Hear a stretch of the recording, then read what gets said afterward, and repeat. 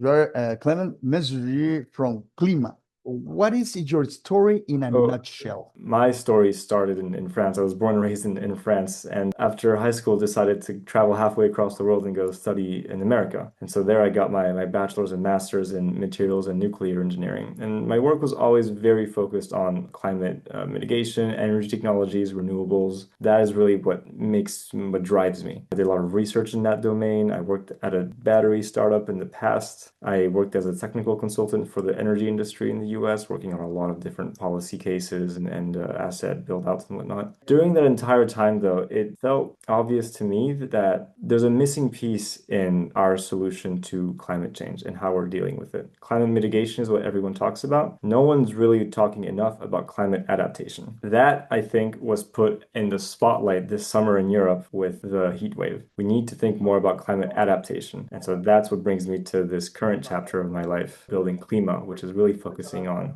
bringing on-body cooling to people. All right. What does your Clema do? In a nutshell, Clema, I think pretty easy to understand. It gets really hot outside. People work in this heat. It's unbearably uncomfortable, dangerous for your health, as well as a productivity issue. If there was some magical button, stay cool, to have AC on your body, that would be a fantastic magical button. Clema is building that magical solution. It's not magic, it's just physics. Clema is building on-body cooling, on-body AC, on-body clean, however you want to think about it. It's something that you wear on you that keeps you cold, despite it being very hot, very humid, whichever temperature you want outside. We were building this product. So we're building this garment essentially that you wear on you that's fully electric, fully battery powered, and that allows you to stay cold while working in really harsh environments. From your perspective, what is the best way to grow your business in your niche? In this space of building a hardware company, I think that the problems we're confronted with are unique compared to other businesses. And it really comes down to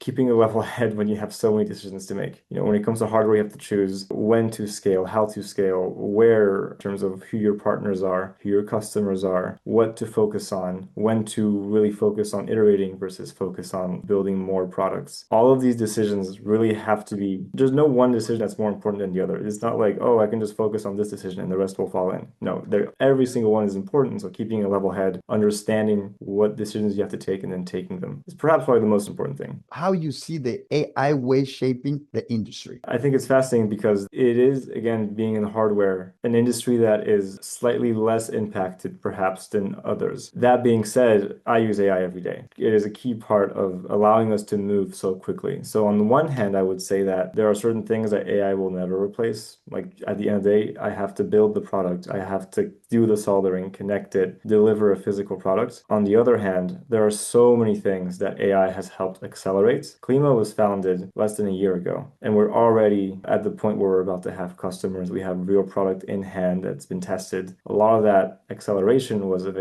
possible thanks to AI. And so it's going to accelerate a lot, but there are some things it won't replace. Do you have a final advice or wise words for our audience? What I would say is just try it. Try it when you can. If you have some level of stability in your life and you're able to take a leap, take a bet, try it. The worst that's going to happen is you're going to learn a lot from an engineering perspective, as well as from yourself, knowing what you're capable of. And the best case scenario is you solve a real problem that hurts people around the world. So really, I can't stress this enough to the engineers out there, try to make your solutions happen. Good advice.